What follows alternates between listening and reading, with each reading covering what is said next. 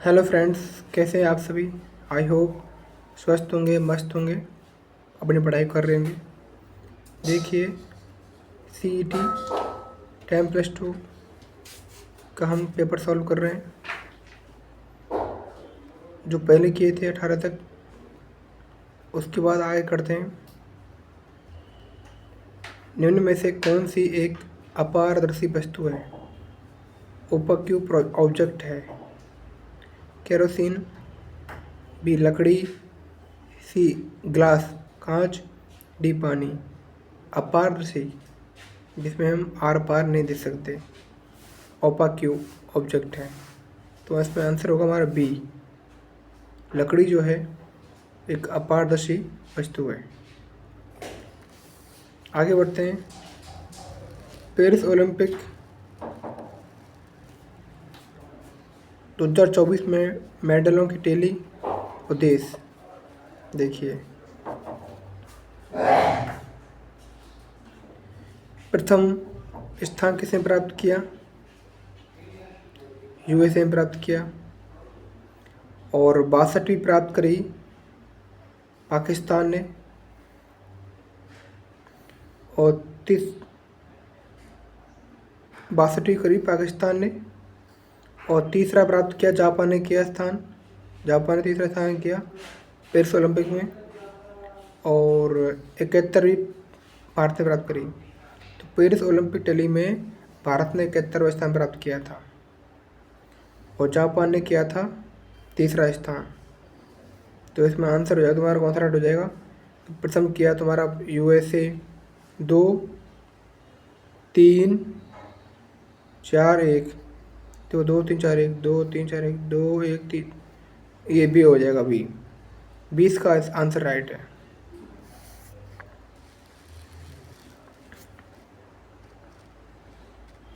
अगला है, ये ग्लोसरी का है।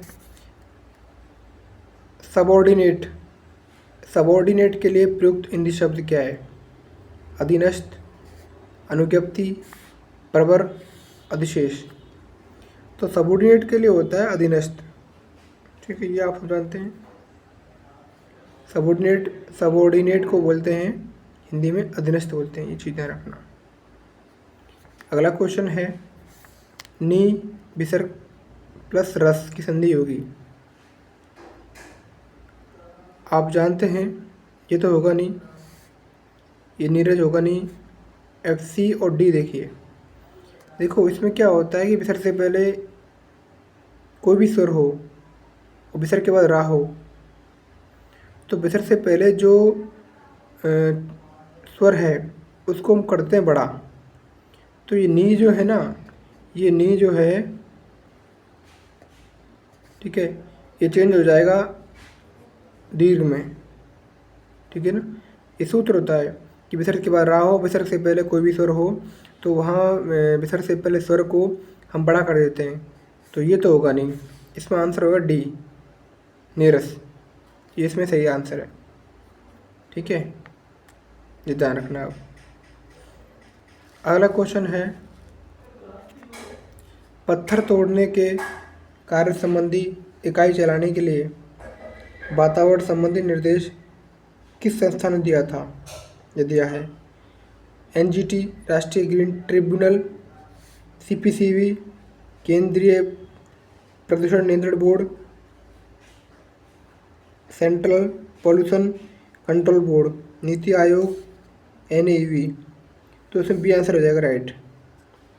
CPCB ने पत्थर तोड़ने के कार्य संबंधी इकाई चलाने के लिए वातावरण संबंधी निर्देश दिए थे।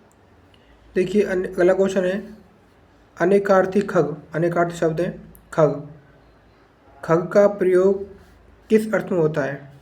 देखो, पक्ष में, घोड़ा, वृक्ष, बाण।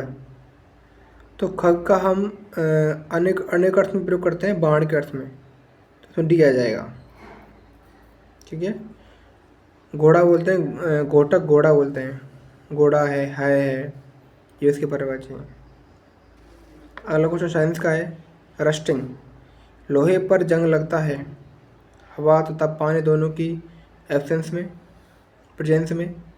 हवा तथा पानी की एब्सेंस में, एब्सेंटी में, केवल हवा की प्रेजेंटी में, केवल पानी की प्रेजेंटी में। तो अब देखना लोहे पर जो जंग लगता है ना वो हवा और पानी की दोनों की उपस्थिति में लगता है। आंसर ये इसमें टाइट हो जाएगा। अब एक चीज़ ध्यान रखना कि लोहे पर जो जंग लगता है ना तो लोहा अलग होता है और जंग अलग होता है। ये ध्यान रखना, ये चीज़ ध्यान रखना आप कि लोहा अलग होता है और जंग अलग होता है। दूसरी बात, यदि लोहे को जंग से बचाना है तो लोहे को जंग से बचाने के लिए हम उसको पेंटिंग करते हैं या ग्रीस लगाते हैं या फिर हम उसको हम क्रोमियम की परत चढ़ाते हैं, ठीक है, जिसे बोलते हैं हम क्या, गैल्वेनिक रड बोलते हैं, ठीक है, या बोलते हैं हम छत लेबर बोलते हैं। ये क्वेश्चन में आया हुआ है। एक क्वेश्चन यह बनता है कि लोहे पर जंग लगना जो होता है कौन सा परिवर्तन है, भौतिक परिवर्तन है या रासायनिक परिवर्तन है। तो ध्यान रखना लोहे पर जंग लगना जो है ये एक रासायनिक परिवर्तन है, ठीक है, ये ध्यान रखना। केमिकल चेंज है ये, ठीक है, केमिकल चेंज है। लोहे पर जंग लगना एक केमिकल चेंज होता है। भारत के राज्य का नाम बताएं जिसमें पंचायत राज शासन की आधुनिक त्रिस्तरीय प्रणाली सर्वप्रथम अपनाई गई थी। मतलब पंचायत राज शासन की जो आधुनिक त्रिस्तरीय प्रणाली है सबसे पहले अपनाई थी। तो आप जानते हो महाराष्ट्र, उत्तर प्रदेश, राजस्थान बनाई थी, ठीक है, आंसर इसमें राजस्थान हो जाएगा। और इसमें राजस्थान में ही अक्टूबर 1959 से ही आपका पंचायत राज शुरुआत हुई, नागौर से हुई थी, ये ध्यान रखना। ये करंट क्वेश्चन है। सन 2023 का 69वां सर्वश्रेष्ठ कथाचित्र राष्ट्रीय फिल्म पारितोषिक किस चलचित्र को मिला है। 69वां 69 national film award in 2023 best picture film award किस मूवी को मिला है। RRR, Sarpatta Parambarai, Rocketry, the Nambi effect, Gangubai, Kathiawadi. तो इसमें ये जो है ना सी ऑप्शन है, रॉकेटरी द नाम्बी इफेक्ट, इसको मिला है 69वां सर्वश्रेष्ठ नेशनल फिल्म अवार्ड 23 में। ये ध्यान रखना आप, इसका आंसर सी हो जाएगा। अगला क्वेश्चन है कि पादप जगत का एम्फीबियन है, मतलब पादप जगत का एम्फीबियन उभयचर कौन सा है। Pteridophytes, gymnosperm, thallophytes, bryophytes. तो पादप जगत का जो एम्फीबियन है वो ये है, बायोफ्राइट्स है, इसका आंसर डी हो जाएगा, ठीक है। अगला क्वेश्चन है कि निम्नलिखित में से राजस्थान का कौन सा भौगोलिक क्षेत्र जो है वो हरियाणा राज्य के साथ अपनी सीमा साझा नहीं करता है।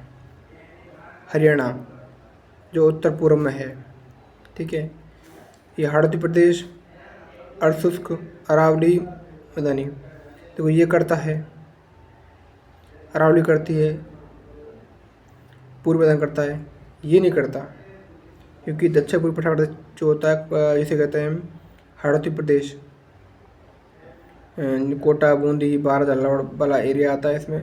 तो ये MP के साथ करता है, मध्य प्रदेश से करता है, ठीक है ना।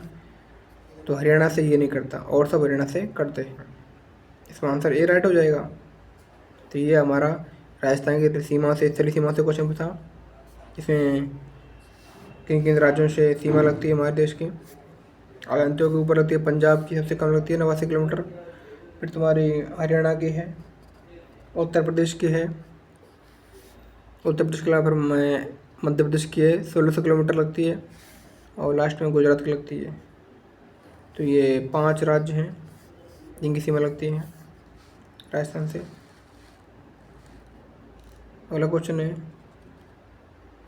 कि उच्चतम न्यायालय ने अभी कुछ दिन पहले किस राज्य को अरावली श्रृंखला में गैर कानूनी खनन कार्य को रोकने का आदेश दिया।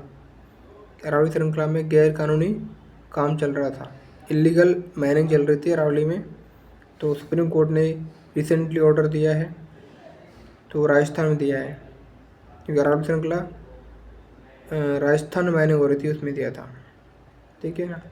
तो आंसर इसका ए हो जाएगा, ध्यान रखना। ये दे रखा है कि नीचे दिए गए चित्र में कितने वर्ग हैं, तो 3 और 3 6 और 3 9 12 और 14, 14 वर्ग है इसमें, 14 है वर्ग हैं, आप काउंट कर सकते हो, 14 वर्ग है, इसका आंसर डी हो जाएगा। सबसे लास्ट क्वेश्चन है अब, पुन्नमदा कायल झील भारत के किस राज्य में है? पुन्नमदा कायल झील भारत के किस राज्य में है? पश्चिम बंगाल, राजस्थान, गुजरात, केरल। तो आंसर केरल हो जाएगा, क्योंकि पुन्नमदा कायल जो झील है वो भारत के केरल राज्य में है। नाम चल रहा पुन्नमदा कायल, ये सब केरल में है, दक्षिण भारत में है।